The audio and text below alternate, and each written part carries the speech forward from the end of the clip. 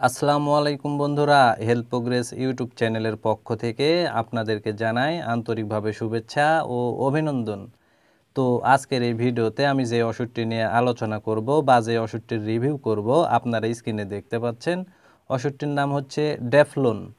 এটি একটি ট্যাবলেট জাতীয় ঔষধ। আর এই ওষুধটির উপাদানের মধ্যে রয়েছে diosmin 450 mg plus hesperidin 50 mg।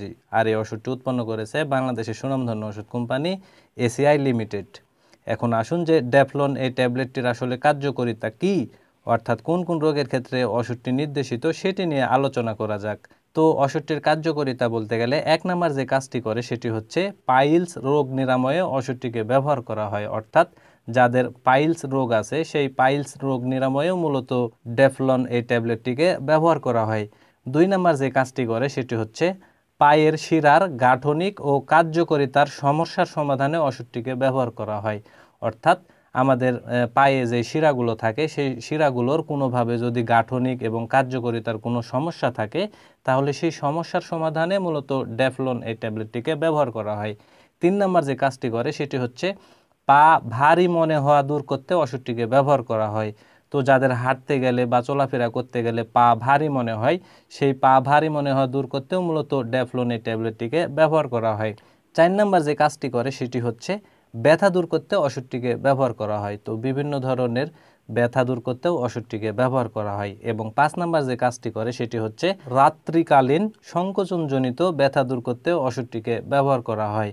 তো যাদের রাত্রিকালীন সংকোচনজনিত বিভিন্ন ধরনের ব্যথা হয় সেটি নিরাময়েও মূলত ড্যাফলন এই ট্যাবলেটটিকে ব্যবহার করা হয়। তো সাধারণত ওষুধটির কার্যকারিতা বা নির্দেশনা বলতে গেলে এগুলোই। এবার আসুন যে ড্যাফলন এই ট্যাবলেটটির আসলে সেবনবিধি কি সেটি নিয়ে আলোচনা করা যাক। তো ওষুধটির সেবনবিধি বলতে গেলে বিশেষ করে যারা প্রাপ্তবয়স্ক তাদের ক্ষেত্রে ওষুধটি আসলে বিভিন্ন রোগের ক্ষেত্রে ডোজ বা মাত্রা বিভিন্ন রকম হয়ে থাকে। তবে স্বাভাবিক মাত্রা যেটি সেটি হচ্ছে একটি করে ট্যাবলেট দিনে 2 বার খেতে হবে, অর্থাৎ সকালে একবার এবং রাত্রে একবার ভরা পেটে ওষুধটিকে খেতে হবে।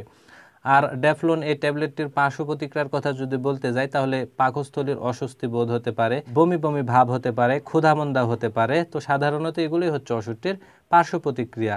আর বিশেষ করে যে সকল রোগীদের যকৃৎ অথবা বৃক্কের মারাত্মক রোগ আছে সেই সকল রোগীদের ক্ষেত্রে এই ওষুধটির মাত্রা বা ডোজ কমাতে হতে পারে।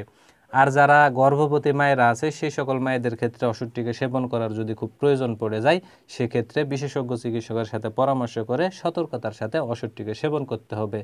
আর যারা স্তন্যদানকালী মায়েরা আছে সেই সকল মায়েদের ক্ষেত্রে যদি ওষুধটিকে সেবন করার খুব প্রয়োজন পড়ে যায় সেক্ষেত্রে ওষুধটি খাওয়া অবস্থাতে শিশুকে বুকের দুধ খাওয়ানো থেকে বিরত থাকতে হবে।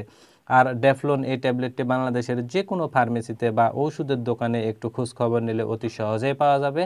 আর ওষুধটির দামের কথা যদি বলতে যাই তাহলে প্রতি পিস ড্যাফলন ট্যাবলেটের দাম বা মূল্য মাত্র 13 টাকা। তো বন্ধুরা একটি কথা আপনারা মনে রাখবেন, সেটি হচ্ছে যেহেতু প্রতিটা ওষুধের ডোজ বা মাত্রা মানুষের শারীরিক কন্ডিশন, বয়স ও ওজনের উপর নির্ভর করে তৈরি করা হয়, সেহেতু এই ওষুধ সহ যে কোনো ওষুধ সেবনের পূর্বে অবশ্যই বিশেষজ্ঞ চিকিৎসকের সাথে পরামর্শ করবেন, তারপরে সেবন করবেন।